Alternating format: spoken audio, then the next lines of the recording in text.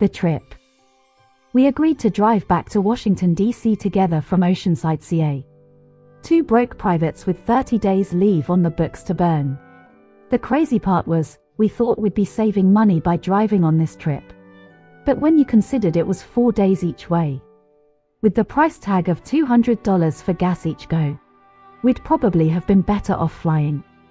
But we were two young and dumb military lads, both believing this was the right move. We hit the I-10 heading east at approximately 8 p.m. on a Thursday night, starting our leave and beginning a road trip that would last for at least 37.5 hours if we pushed it. I planned to drive through the night, figuring we could knock out the initial 12 hours that night, putting a huge dent in the overall trip. Lance Corporal Alejandro was my companion, which was cool as we were platoon mates. We both had been surprised that our unit had granted the two of us leave at the same time, which prompted us to agree to ride back together. Being that he was from Langley Park, Maryland, which was just outside of Washington, D.C., and I resided in Silver Spring, Maryland, which was just a hop, skip, and jump from Langley Park. MD, it made perfect sense to make the trek together. This state is huge, beautiful and endless, but vast, I exclaimed, realizing that we wouldn't hit Arizona for hours. The crazy part was, we saw snow in the rearview mirror as we made our way north, stepping on the gas to outrun the storm, which was news to me as I only knew about the sun and fun of California. Hey Devil Dog, what do you have planned for your vacation? I asked Alejandro, who was as new to the West Coast as I was. Well, it's been a while since I've been able to relax and be myself, especially being around all that testosterone and constantly having to prove myself. So, I think I'll just drink some beer and chill out for the first couple of days, looking to get reacquainted with friends and family. Once I'm back on track and fully rested, I plan to take my girl out for a night on the town, if she'll still have me, because with our training schedule, it's been next to impossible to keep our relationship going. But she's a hottie, so much so, I can't seem to end it. However, I'm also not ready to get married, which is the only way the military is going to accept us as a couple.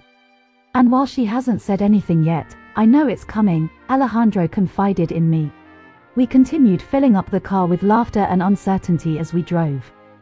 Do you mind? Alejandro asked, holding up a vape container in one hand and his cell phone in the other. Not at all, I replied, as the vaping smoke wouldn't bother me, and I was more than happy to let him play DJ for a while. It's funny, when you get to Marine combat training after boot camp, approximately 15% of the platoon smokes cigarettes. But by the end of the month, 90% of the platoon is smoking. It truly is a lesson in monkey see, monkey do, as it was my first introduction to the peer pressures of a group dynamic. Now I must admit, when you're out in the field trying to hold on to your last MRE, a cigarette or a cigar will buy you a couple of hours of relief from the hunger pains. We entered Arizona in the wee hours of the morning, which was a positive sign as it signified we were making good time. Alejandro, for his part, had been a good choice as a wingman, because he was willing and able to talk about a host of issues keeping my attention, which was interesting, as I thought I knew him. But this trip gave me new insight into his soul on a scale I'd never seen before.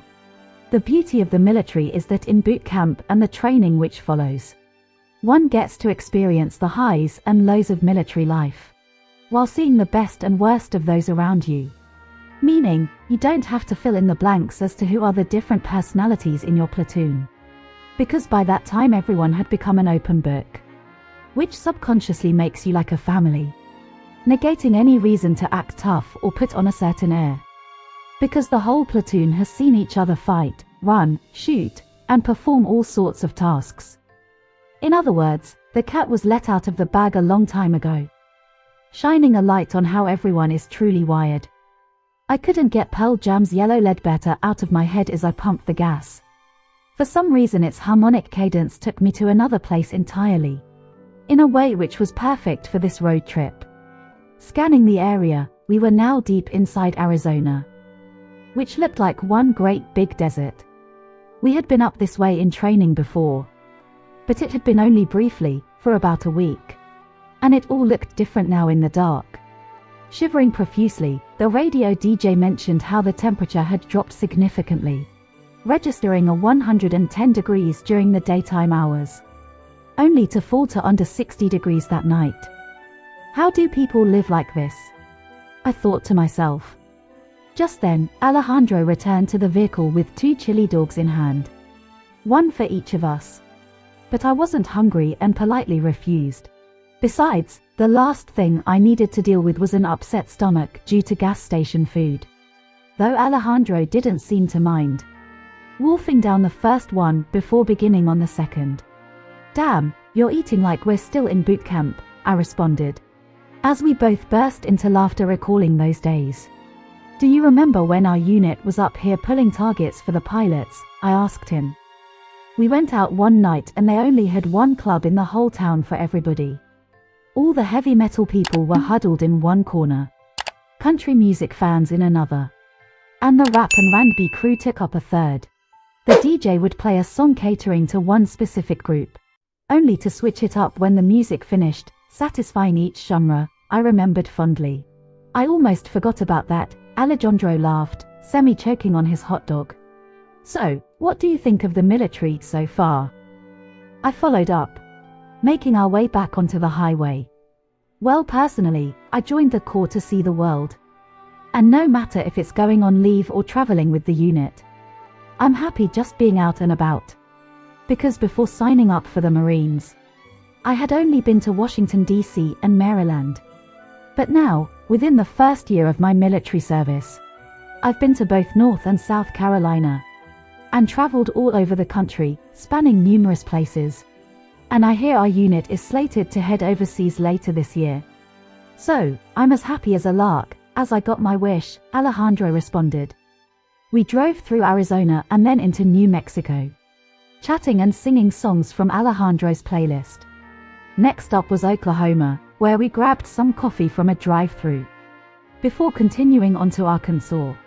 By the time we made it to Memphis, Tennessee, we decided to stop and refresh, which proved to be a hoot, as Bill Street was jumping, and the ladies were flirting. I was still under 21 years of age and not much of a drinker, so the alcohol offered in the local clubs held little attraction to me. But Alejandro was 21 years of age and loved to drink, which explained why we got sidetracked, as he made the most of the experience. As a matter of fact, if it wasn't for me, he'd have probably ended up married or worse, because Alejandro was a hit with the ladies. But the local hucksters appeared to want to roll that inebriated out-of-towner, causing me to eventually pull him out of the partying so we could get back on the road. And it didn't take long before he passed out next to me after I got him in the vehicle. On another note, I probably still have some enemies in Memphis, as the ladies were begging me to let him stay, because that character was buying people drinks and dancing with every single skirt available. But we had to go, as Nashville, Tennessee, awaited us. Upon nearing Nashville, I began to feel fatigued, fighting droopy eyes and the inclination to doze off.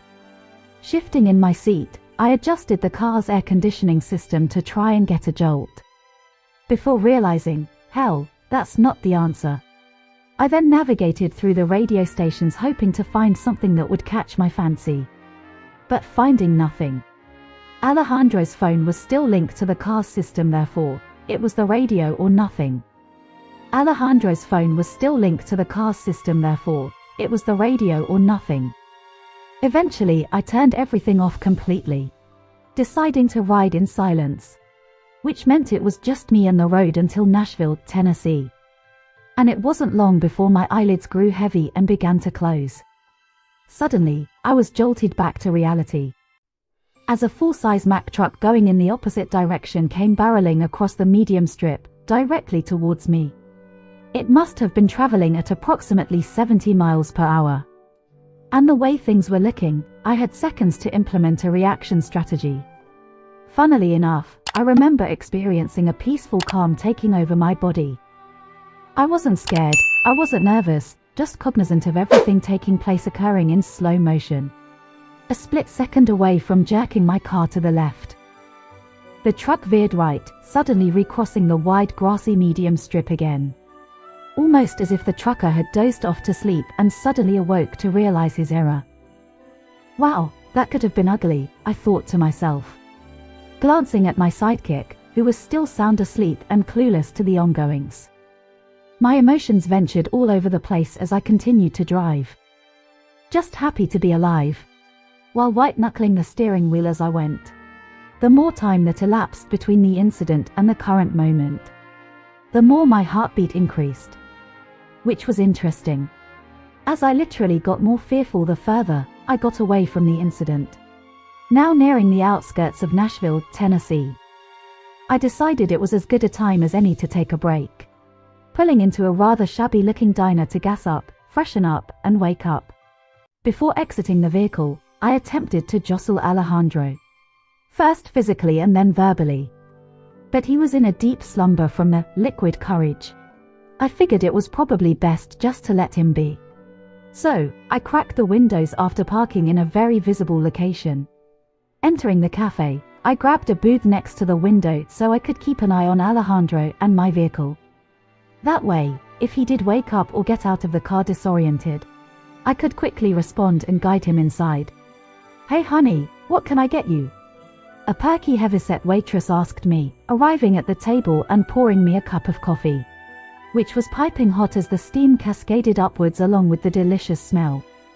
Handing me a menu, the waitress scurried off, promising to be back. And when she did return, I ordered the big country breakfast, as it was almost 3 a.m. and time for breakfast anyway. Damn, I love her southern drawl, I thought to myself, acknowledging that her accent alone was worth the cost of the meal. Periodically looking outside to scan the parking lot, I kept my eyes peeled for Alejandro, even though I thought the chance of him waking up soon was slim. When the food arrived, I was pleasantly surprised at how appealing it looked. "Wow, that's a lot of goodness," I said, smiling at the waitress. There was no way I would be able to finish this in one sitting. Therefore, my worry shifted to whether all this food was going to make me sleepy. After all, it was Southern comfort food, and we all knew how crippling that could be. The plate was loaded with scrambled eggs, sausage, grits, hash browns, pancakes, and buttered toast. While it all looked tasty, I ate carefully so as not to stuff myself, all the while sipping coffee to wash everything down with. By 4 a.m. we were back on the road, and Alejandro was still asleep. When he did finally come to, it was close to 8 a.m. in the morning, and he appeared to be significantly hungover. "You hungry?" I inquired, as Alejandro stretched and came to slowly. "Let's get some breakfast in you from McDonald's, as well as some much-needed water, which will also give me a chance to stretch and walk a bit," I interjected. "Sounds like a plan to me," Alejandro responded. McDonald's was just a few exits down the highway, so we'd be there momentarily. I was tired, having seriously underestimated the wear and tear on my body of this trip. And we went through the drive-thru when we arrived. I left Alejandro in the vehicle as I got out to walk around, taking in the scenery as dog walkers sauntered by. They were totally oblivious to each other unless their animals showed interest in one another. "So, what do you think of the Corps?" Alejandro asked when I returned. "You know, I was a pretty good athlete in school, which I thought would prepare me for boot camp. But when I got down to Paris Island, the Marine Corps totally kicked my butt. Not because the training was so tough, but because I had never been physically challenged before beyond my breaking point. When you train yourself physically, there are no surprises. But when you do it in someone else's time frame, well, the ambiguity of not knowing proves brutal. And I quickly learned that Marine Corps boot camp was not the place to find out what you're made of physically. Nevertheless, it was a real-life lesson for me. And if there was one positive to take away from the experience, it was that while being only 18 years of age, I was able to harness the grit and determination to claw my way through it. All the while, learning to stand on my own 2 feet, I responded. "Give me a funny story," Alejandro followed up. I can do that, I replied. So, we just finished Marine combat training and I haven't been paid since boot camp. There is no such thing as direct deposit yet. Therefore, I realistically won't see any new money until I get to my permanent duty station. Which to me was unacceptable, as I needed a paycheck. But to the Marine Corps it was business as usual. Because they had warned us all that this would probably happen. And to spend our money frugally as we didn't know when we'd be paid again. Now, for those married Marines whose families were back home hurting, there was a special program available. They simply needed to sign a list requesting a meeting with the commanding officer, who would instruct the financial office to cut them a separate check for their families. Well, don't ask me what I was thinking. But for some reason I added my name to the list. And after waiting in the headquarters for what seemed like forever, I was finally called into the office, rendering the proper salutation as I approached. The commanding officer didn't even look up from his paperwork to witness this greeting. Gruffly, responding, "What?" I immediately launched into what I deemed as a heartfelt sob story, highlighting how I needed money for this and that, before he stopped me mid-sentence. He then looked up to make eye contact with me, inquiring as to whether I had a meal card for the chow hall. "Yes, sir," I replied. He then asked if I had received a full uniform issue upon graduating boot camp. Again, I answered with a resounding, "Yes, sir." And lastly, he questioned whether I was living in the barracks, to which I again answered, "Yes, sir." Then, as if on cue, he leapt up from his seat, grabbing a paperweight off his desk, before hurling it at the wall on his left, yelling, "Well then, you got no problems, get the hell out of my office." Scrambling for my life, I didn't even render the proper exit salutation. Alejandro was in tears, laughing next to me when I finished up the story. "That's awesome," he chimed in. The funny thing is, whenever life gets hard, I revisit that moment, remembering those words. I followed up, highlighting how the experience has stayed with me and allowed me to forge ahead in times of angst. "Let's cross into Virginia," I exclaimed, starting the vehicle up before re-entering the highway. The rest of the trip was uneventful, and the only question left was if Alejandro was driving back with me or flying at the end of the month. In a nutshell, this trip has taught me that the journey is usually worth it, because this type of education is invaluable, as you'll learn as much about yourself as you will about others, elevating one's understanding of humanity and the dynamics of life in general.